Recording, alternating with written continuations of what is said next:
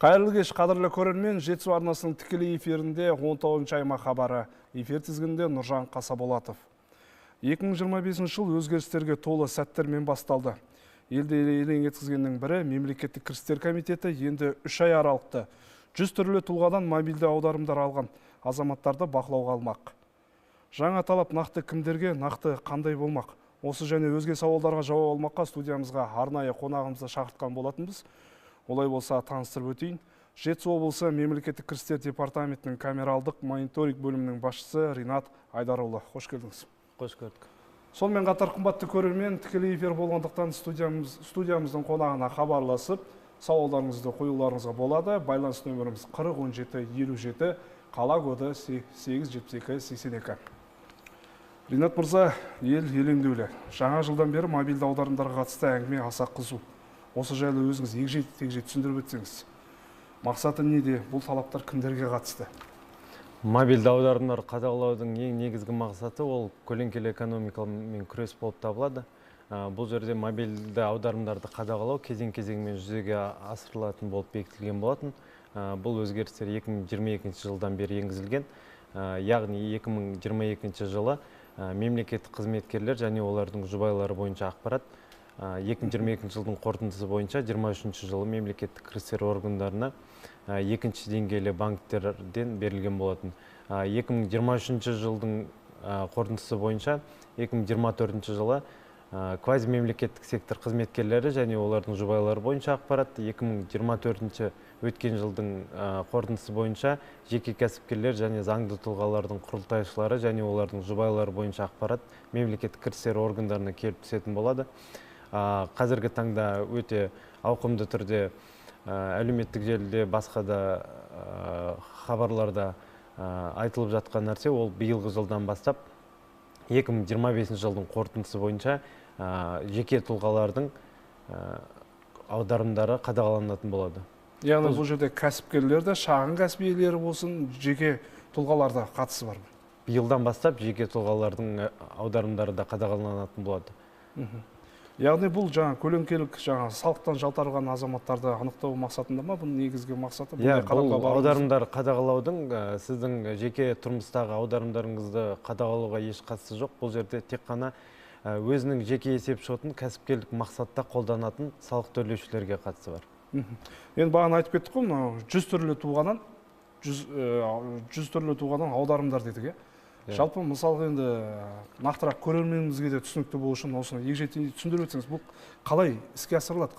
Яғни бір адамнан мысалы 200 аударым келіп түсуі мүмкін 3 айда. Немесе одан да көп болуы мүмкін ғой енді. Себебі қазір электрондық түрде дені ақшаларын электрондық түрде ұстайды. Онлайн түрде пайдаланады. Осыны бір түсіндіре кетсеңіз, себебі халықтың арасында да осындай бір қызу талқыға түсіп жатқан бұл жерде аударымдар туралы барлық ақпарат келіп түспейді мемлекеттік кірістер органдарына. Бұл жерде негізгі өлшем шарт бар, яғни критерий. Ең алдымен сіз туралы, сіздің аударымдарыңыз туралы ақпарат мемлекеттік кірістер органдарына келіп түсу үшін сіз тиісті өлшем шарттарды бұзу керексіз. Ол өлшем шарт бізде қатар келген 3 айдың ішінде 100 түрлі тұлғадан аударымдар келіп түскен жағдайда ғана бұзылады. Бұл жерде нақтылап кететін жайт 100 аударым емес, 100 тұлға. Мысалға, мен сізге 10 рет, 20 рет, 100 рет жібергеннің өзінде мен сіз үшін бір тұлға болып саналамын. Яғни менің барлық аударымдарым жалпылама келгенде, мен жалғыз өзімнен келгендікте мен бір адам болып саналамын. Сізге мысалы басқа біреу жіберсе 100-200 рет, ол бір адам болып саналады. Дәл солай қатар келген 3 айдың ішінде 100-ден асу керек. Яғни ақпан айында 105 адам, наурыз айында 110 адам, сәуір айында 120 адам деген сияқты.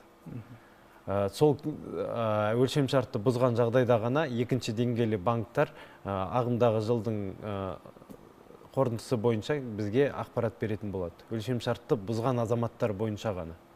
Көбіне бұл енді шағын кәсіп, жалпы кәсіпкерлерге қатысты болып тұр ғой енді.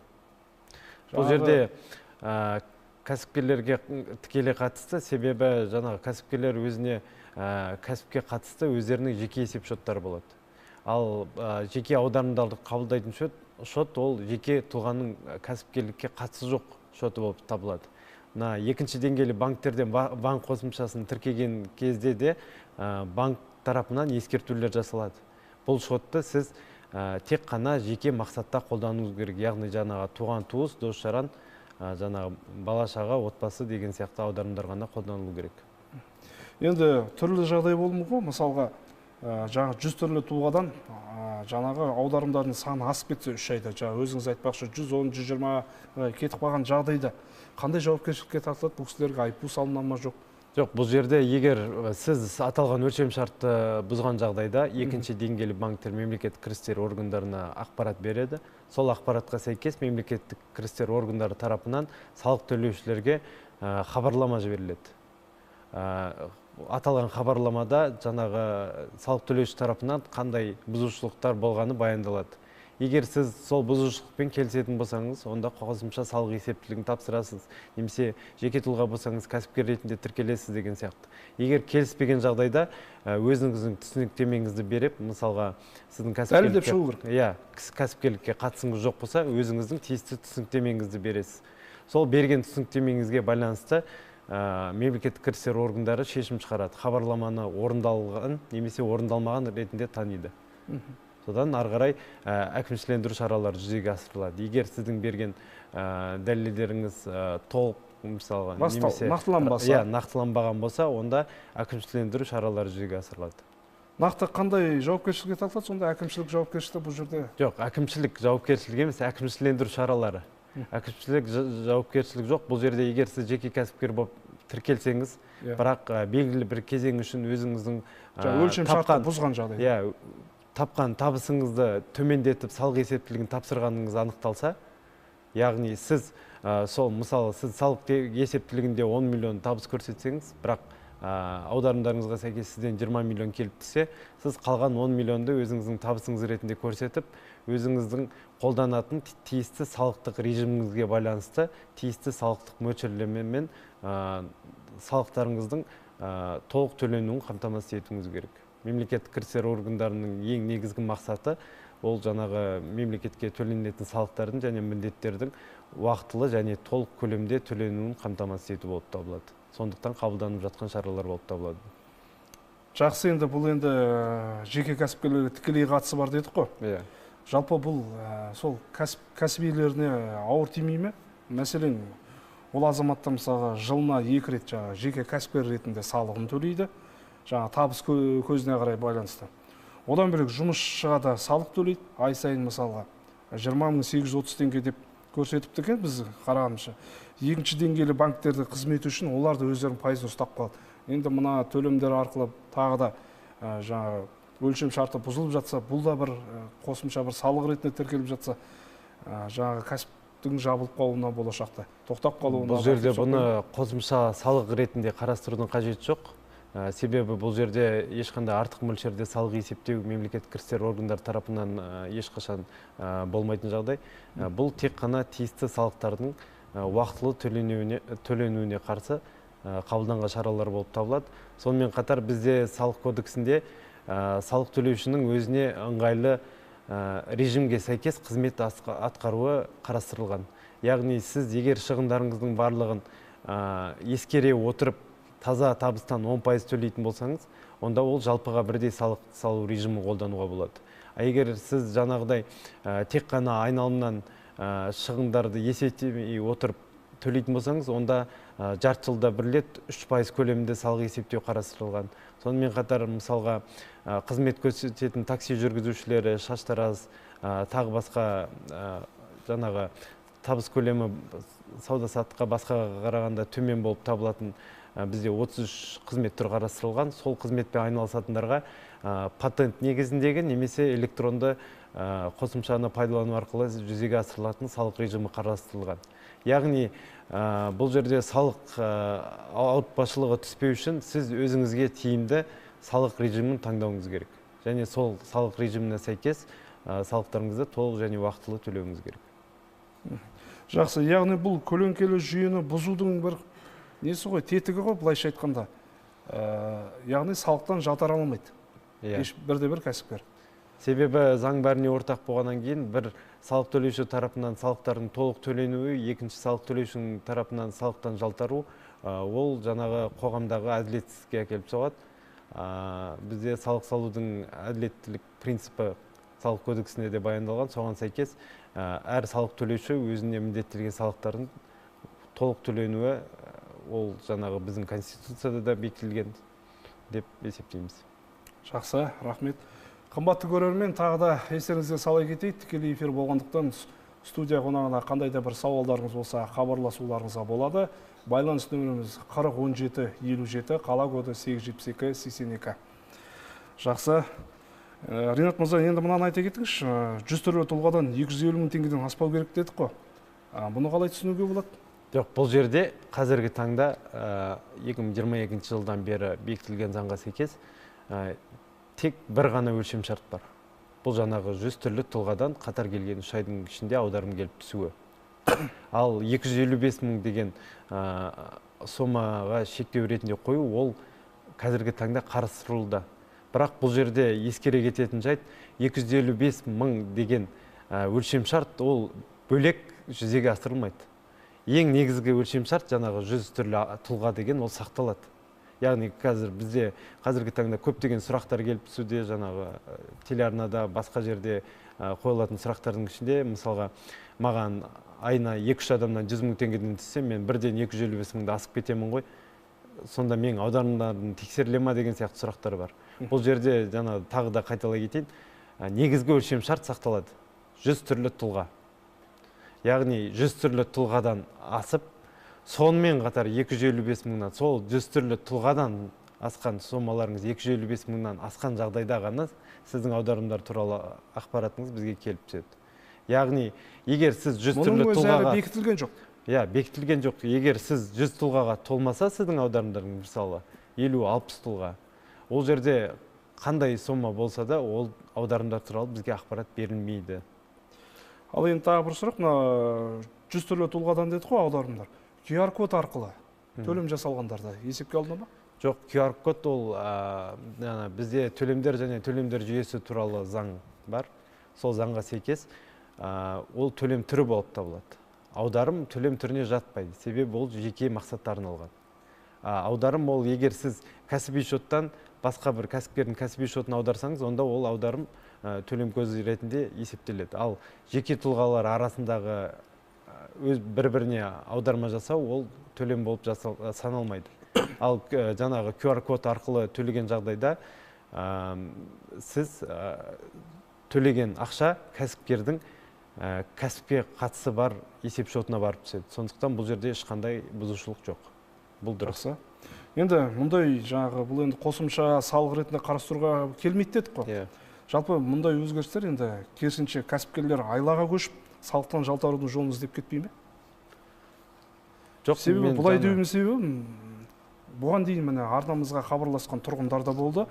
Себебі қазір сауда орындарында жаңағы онлайн түрде төлем қабылдайтын болса басқа баға, қолма-қол ақша төлем болатын болса басқа бағада қойып жатыр екен саудагерлер. Сондай ақпарат алдық. Бұл жерде кәсіпкерлер үшін ескертпе ретінде ақпарат, тұтынушылардың құқығын қорғау бойынша бізде заң бар. Тиісті департамент бар тұтынушылардың құқығын қорғайтын. Яғни сіз тұтынушы ретінде сатушыға барған кезде сізге жаңағы қолма-қол ақшамен есеп айырысқанда басқа баға, аударым жаңағы QR арқылы төлеген кезде басқа баға ұсынатын болса, бұл кәсіпкер тарапынан құқық бұзушылық болып табылады және бұған тиісті әкімшілік жаза қарастырылған. Бұл жаңағы сәйкес тиісті заңда қарастырылған. Бұл заңды қадағалау бойынша бізде тұтынушыларды қорғау департаменті бар. Соған арыз шағым ретінде жазып, өздеріңіздің тұтынушы ретінде құқықтарыңызды қорғауға толық құқықтарыңыз бар. Сонымен қатар жаңағы қолма-қол ақшамен қабылдамау, жаңағы банк картасын қабылдамау сияқты бізде құқық бұзушылықтар болып табылады. Енді жаңағы банк картасын қабылдамау, бұл да әкімшілік құқық бұзушылық туралы кодексінің 194 бабына сәйкес құқық бұзушылық болып табылады және бұл жерде 40 айлық есептік көрсеткіш ретінде айыппұл қарастырылған. Бірақ бірінші құқық бұзушылық үшін міндетті түрде ескерту беріледі. бір жылдың ішінде құқық бұзушылық қайталанған жағдайда онда әкімшілік жазады. Жақсы, енді осы кәсіпкерлердің мұндай әрекетке баруын қадағалана ма бізде мемлекеттік деңгейде?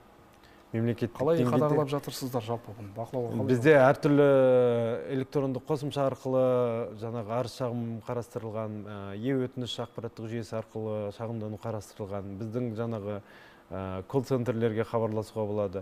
Бұл жерде негізгі мақсат көлеңкелі экономикамен күрес болғанмен, бұл жерде жаңағы екінші жағы бұл тұтынушылардың құқығы. Яғни өздеріңіз білетіндей, бізде сауда-саттық жасалған кезде тұтынушы өзіне ыңғайлы жүйе арқылы немесе қолма-қол ақша арқылы өзі таңдаған әдіспен төлеуге толық құқылы.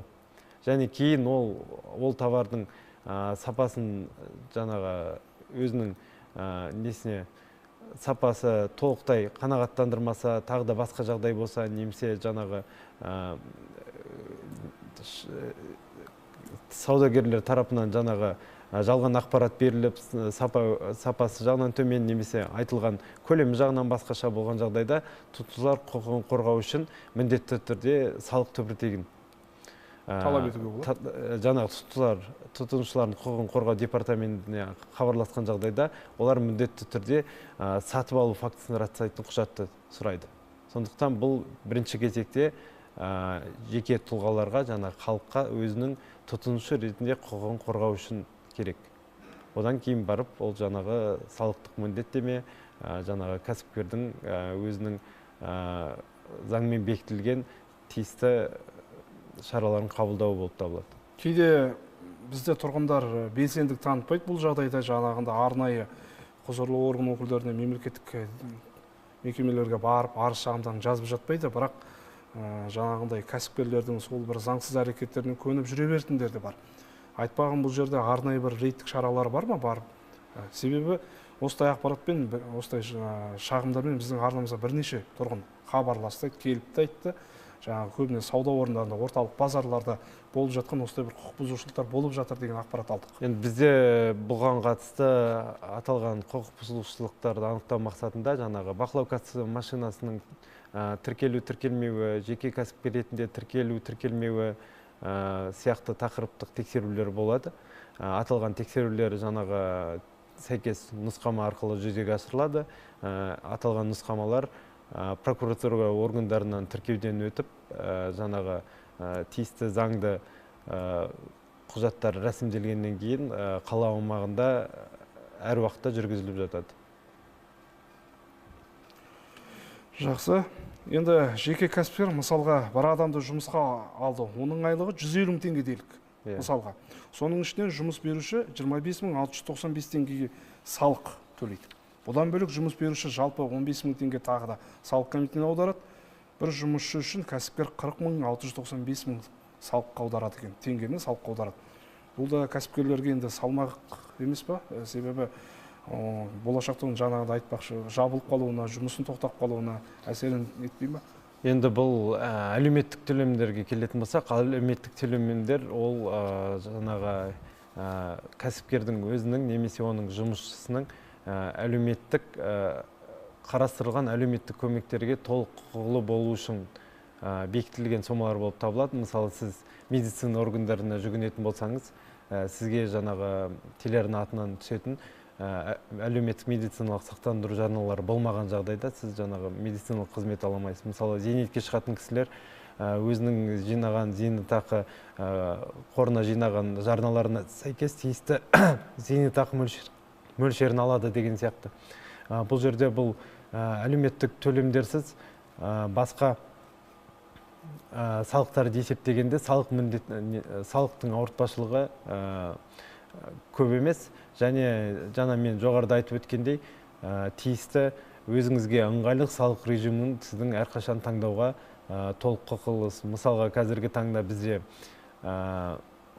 кең етек алып жатқан бөлшек салықтың арнаулы салық режимі деген жаңа режим бар. Соңғы 2 жылда аталған режим саудагерлерге әсіресе және жеке тұлғаларға қызмет атқаратын салық төлеушілерге өте тиімді болып табылады. Бұл жерде аталған салық режимінде қызмет атқаратын салық төлеуші үкіметпен бекітілген 364 қызмет түрі бар. Сол қызмет түрін атқарған жағдайда тиісті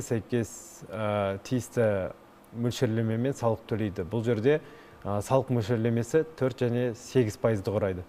Аталған жаңағы 4% көлеміндегі салық мөлшерлемесін жергілікті мәслихат төмендетуге құқылы. Мысалға айта кететін болсақ, біздің облыста 10 ауданның 3-еуінде 3%-ға дейін төмендетілген, қалған 7 ауданда 2%-ға дейін төмендетілген. Және аталған режимде салық төлеу алдында, жаңағы мысалға бекітілген 2% төлердің алдында, сіз өзіңіздің қызметкерлердің еңбек ақысын төлеуге кеткен шығындарыңызды шегеріп, содан қалған айналым сомасынан 2% төлеуге толық құқыңыз бар. Сол сияқты жалпыға бірдей салық салу режимі бар. Ол жерде таза табыс көзінен 10% жылына бір рет төленеді мысалға. Ол жерде де толық барлық сіздің заңды түрде қарастырылған шығындарыңыз шегеріліп, таза пайдадан 10% төленеді.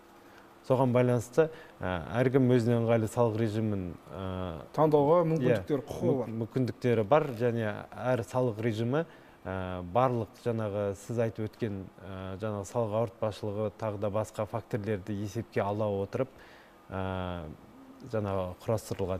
Сондықтан егер сізге бір салық режимді жұмыс атқару ауыртпашылық туғызып жатқан жағдайда тиісті есептеулерді жүргізіп, егер сізге тиімді болғанда, сіз басқа тиімділігі жоғары салық режиміне ауысуыңызға болады, егер жаңағы өлшем шарттарға сәйкес келетін болсаңыз. Жақсы, рахмет. Енді салықтық кезең мен салықтарды төлеу мерзімін айтып. Бұл жерде салықтық кезең мен салықтарды төлеу мерзімі әр салық режиміне әртүрлі болып табылады. Мысалға, оңайлатылған декларация арқылы қызмет атқаратын салық төлеушілер, олар жарты жылда бір есептілік тапсырады. Яғни, жаңағы салық кезеңі біткеннен кейін, жарты жыл біткеннен кейін, біткен айдан кейінгі айдың 15-не дейін. Яғни, мысалы, бірінші шілде екінші жарты жылдық басталса, сіз тамыз айының 15-не дейін салық есептілігін тапсыруыңыз керек. Екінші жарты жылдық біткен кезде ақпан айының 15-не дейін салық есептілік тапсыруыңыз керек. Мысалға, жалпыға бірдей салық салу режимінде ол жерде жылына бір рет есептілік тапсырылады. Яғни, жыл біткеннен кейін 3 ай уақыт беріледі. 31-ші наурызға дейін салық есептілігі тапсырылады, 10 ақпанға дейін салық төленеді. Жаңағы өткен режимде 15-не дейін салық есептілігі тапсырылса, салық есептілігін тапсыру мерзімі біткеннен кейін 10 күнтізбе күн ішінде салық төленеді, яғни 25-не дейін. Ал бөлшек салық салу режимінде ол жерде кварталына бір тапсырылады салық есептілігі, яғни жаңағы бірінші квартал үшін мамыр айының 15-не дейін, екінші квартал үшін, екінші тоқсан үшін жаңағы тамыз айының 15-не дейін, үшінші тоқсан үшін қараша айының 15-не дейін, және төртінші тоқсан үшін келесі жылдың 15-ші ақпанына дейін салық есептілік тапсырылып, тиісті айдың 25-не дейін салық төлеу жүзеге асырылады. Әрқайсының өзінің мөлшерлемесі бар, өзінің мерзімдері бар, өзінің салық кезеңдері бар. Қандай салық есептілігін тапсырады? Оңайлатылған декларация арқылы қызмет атқаратын салық төлеушілер 910-шы салық есептілігін тапсырады. Бұл жерде олар өзінің табысын көрсетеді, және өзіне және қызметшілеріне бекітілген еңбек ақы және әлеуметтік төлемдерді көрсетеді. Ал жалпыға бірдей салық салу декларациясында 90-на бір рет 200-ші салық есептілік нысаны жаңағы жалдама жұмысшылар бойынша тапсырылады. Ал табыс көзі бойынша салық 220-ші салық есептілік нысаны бойынша тапсырылады, жылына бір рет. Бөлшек салық режимі бойынша 90-на бір рет, табыс көзі бойынша 913-ші салық формасы, және жұмысшылар бойынша 200-ші салық формасы тапсырылады. Жақсы, рахмет. Енді Ринат мырза, бізге берілген уақытта өз мәресіне таяп қалды. Арнайы уақытыңызды бөліп студиямызға келіп, біраз пайдалы ақпаратпен бөліскеніңізге алғысымызды білдіреміз. Олай болса, қымбатты көрермен, біз сіздермен қоштаспаймыз. Келесі кездескенше сау саламатта болыңыздар.